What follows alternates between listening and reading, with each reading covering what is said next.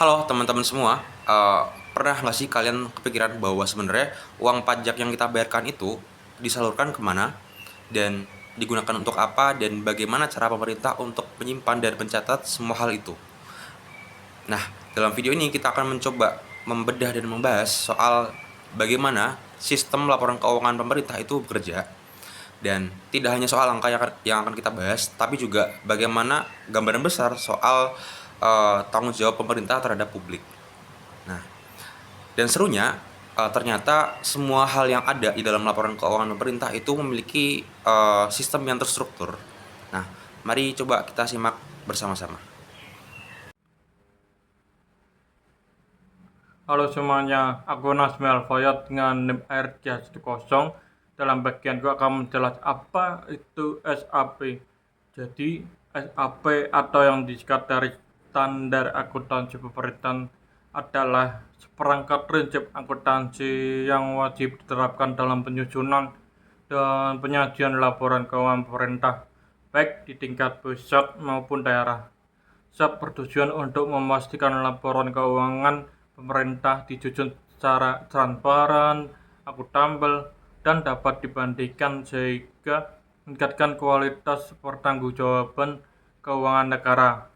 Nah, yang menjadi dasar hukum dari SAP ini diatur secara resmi melalui peraturan pemerintah nomor 71 tahun 2010 yang menggantikan peraturan sebelumnya dan menjadi dasar hukum utama dalam pelaporan keuangan pemerintah di Indonesia.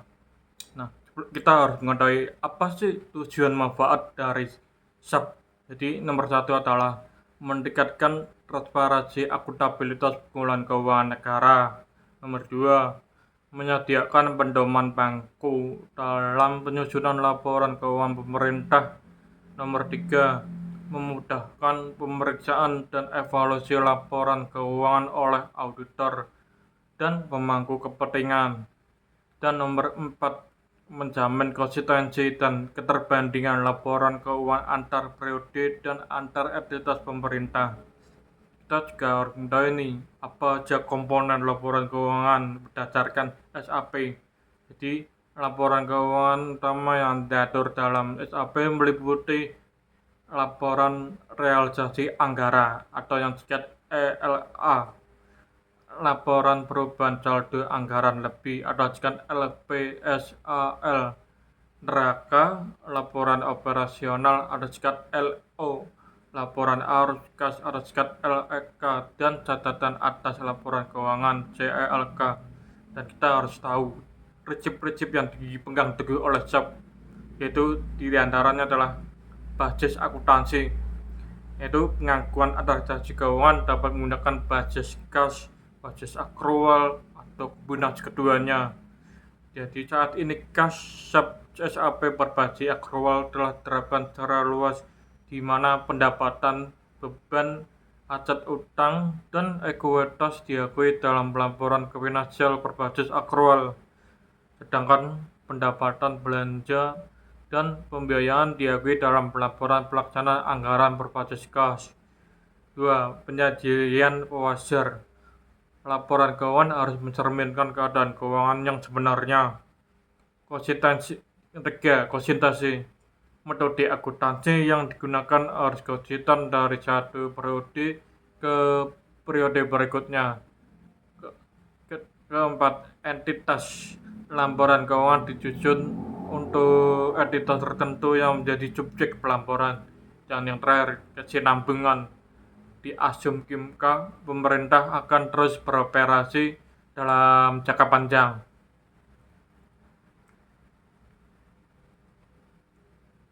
Oke, selanjutnya saya akan menjelaskan tentang struktur organisasi dari penyusunan LKPP. Sebelumnya perkenalkan, nama saya Rabani Zazuri Muhammad dengan NIM akhir 321.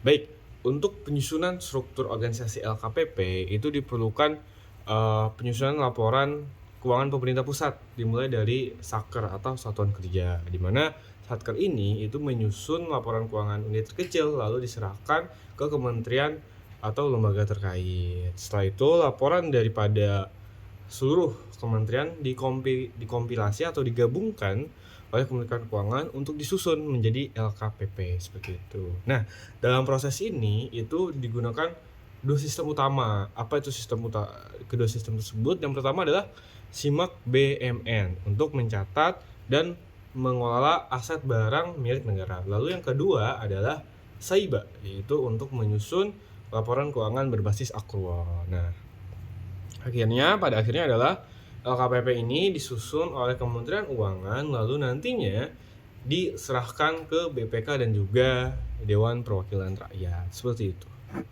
Oke, selanjutnya mari kita coba intip apa yang ada di dalam laporan keuangan pemerintah dan isi-isinya begitu. Nah, setidaknya ada 5 komponen yang menjadi pokok utama di dalam laporan keuangan terkhususnya di dalam pemerintahan. Nah, yang pertama soal mengenai neraca yang memiliki 3 hal gitu. Yang pertama adalah soal aset, yang kedua mengenai kewajiban, dan yang ketiga mengenai ekuitas. Nah, yang kedua mengenai soal laporan realisasi anggaran atau yang selanjutnya bisa disebut sebagai LRA. Nah, ini membahas mengenai seberapa banyak anggaran yang direncanakan dan bagaimana nanti betul-betul dikeluarkan anggaran-anggaran yang direncanakan itu. Nah, lalu yang ketiga adalah laporan operasional. Nah, ini membahas soal aktivitas operasional yang dilakukan oleh pemerintah dalam kurun waktu 1 tahun. Nah, ini sedikit mirip mengenai tentang laporan laba rugi.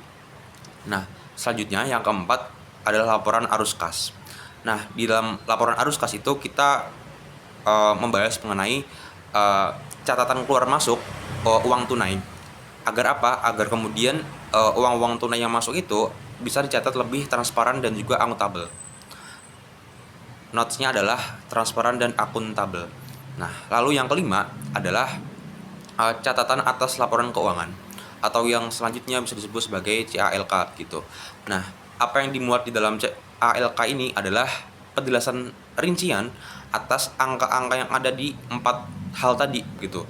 Agar apa? Agar tidak terjadi yang namanya terlihat seperti angka-angka mentah saja gitu.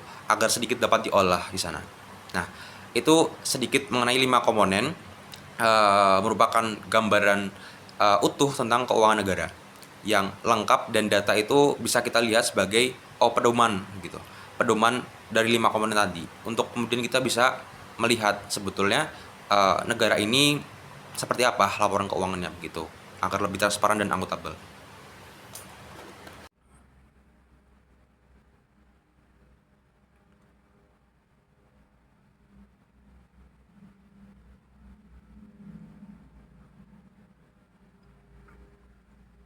Nah, pada bagian ini aku bakal ngejelasin peran BPK sebagai auditor independen dan jenis opini audit. Kita mulai dari BK dulu atau sikat badan pemeriksa keuangan.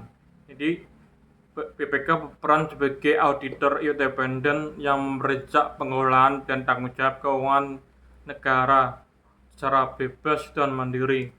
BPK melakukan berbagai jenis audit termasuk audit laporan keuangan, audit kinerja, dan audit dengan tujuan tertentu untuk memastikan akuntabilitas dan transparansi pengelolaan keuangan negara di tingkat pusat, daerah, dan lembaga lainnya yang mengelola keuangan negara.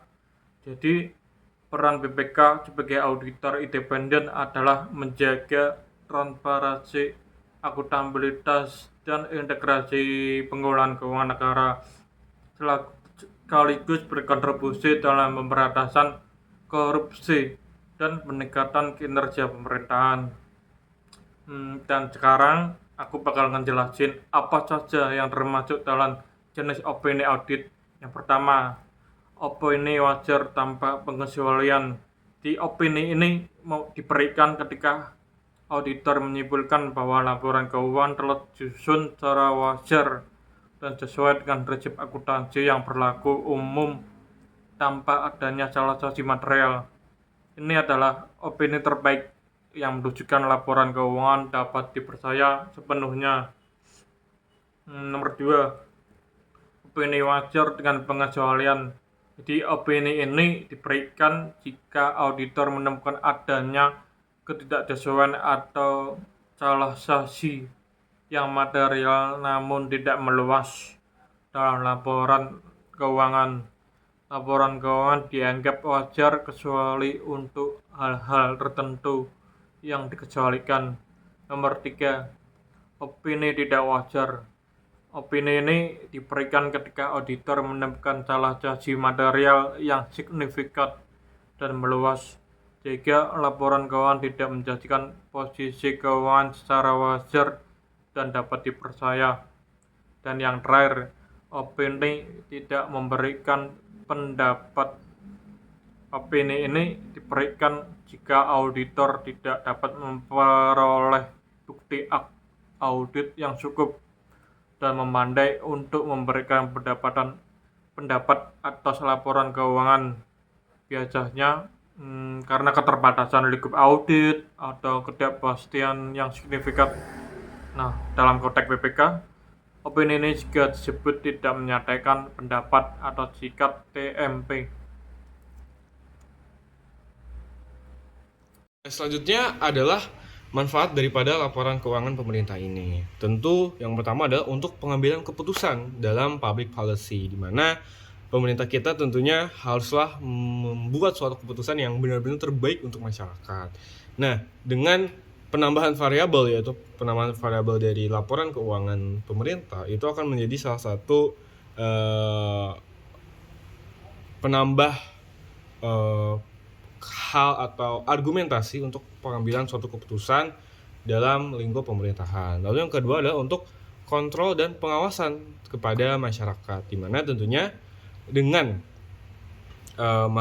pemerintah dengan memiliki akuntabilitas yang baik adalah pemerintah yang memiliki keterbukaan atau transparansi terhadap masyarakatnya gitu. Nantinya masyarakat dengan dapat melihat laporan keuangan pemerintah ini dapat sebagai bentuk kontrol juga dan check and balances antara pemerintah dan juga masyarakat. Lalu tentunya tadi saya sebutkan yang ketiga adalah transparansi publik. Itu nantinya juga akuntansi pemerintah ini dapat menjadi bahan pembelajaran juga untuk masyarakat dan pengetahuan secara umum bagi masyarakat, seperti itu. Dan itu aja daripada manfaat laporan keuangan pemerintah ini.